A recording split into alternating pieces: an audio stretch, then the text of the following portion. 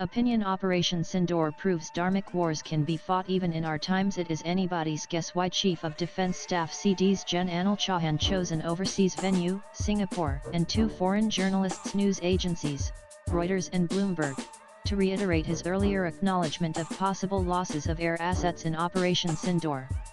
Of course, he had said almost as much at Savitribai Phule University in Pune earlier. Yet, the question remains why the CDs, or a political administrator, say, Prime Minister Narendra Modi or Defence Minister Rajnath Singh could not have said the same things, that too at a news conference in the national capital.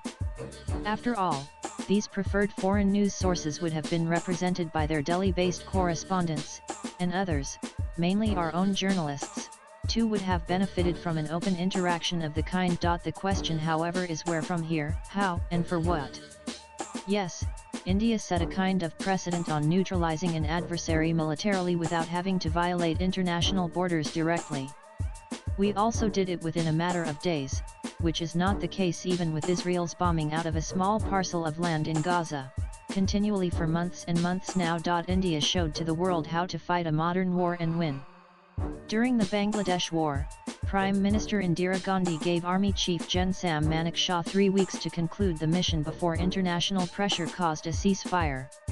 This time, too, the political leadership seemed to have taken into account the timelines before a ceasefire became unavoidable. It's thus not about whether US President Donald Trump caused the ceasefire, as he only claimed.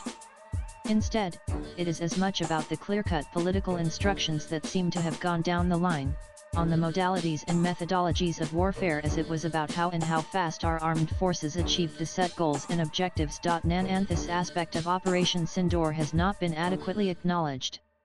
What more, it is becoming increasingly clear that the operation would not have crossed into the second day after the Indian forces had neutralized terror sites in Pakistan and Pak. It is not unlikely that after the previous surgical strikes, a oneida of the kind would not have been appreciated as much by the public in this country as they did after the 4-day military engagement. What has stood out since is that Operation Sindoor was as much a surgical strike as the previous ones. Only selected targets were bombed. Even Pakistan has not claimed collateral damage, especially in the form of loss of human lives from around the targeted sites. To that extent, too, India has proved that we were waging a Dharmic war with minimum war and maximum loss to the adversary's military capabilities and nothing else. Compare it to the US war on Afghanistan and Iraq, the Ukraine war and Israel's Gaza strikes, and the picture will be complete. All these wars are in the post-Cold War. In the pre-Cold War period, you had the Vietnam War, which was a standing proof of how wars should not be fought but ended up being fought, when big powers engaged in muscle flexing at the expense of their poor cousins, far away from their borders. In a way, Operation Sindoor might have ended on day one had Pakistan not escalated the military engagement, to target Indian military targets and civilian settlements, too. It was unwanted and unwarranted, if and only if their command and political leadership had assessed the damage and accepted that the Indian shelling had stopped with terror targets. Suffice to point out that to this day, Islamabad or Rawalpindi, respectively the seat of political and military power, has not claimed that any or all of the Day 1 targets of Operation Sindoor were not terror bases but were civilian habitations. And by extending and expanding the scope of their adversaries' operations, Pakistani military command commenced a war of attrition, which it lost out conclusively. In cross-border military strikes without IAF fighters crossing the international border into Pakistan, India taught a lesson that will be remembered in post-Cold War global history of warfare. In doing so, the world may not want to classify Operation Sindoor as a classic war. It would then be only to India's political advantage on the global theatre.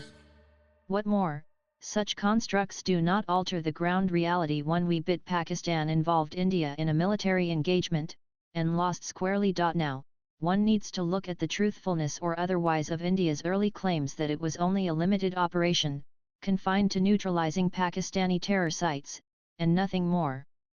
Imagine a situation if Pakistan had not attacked India militarily from day 2 on.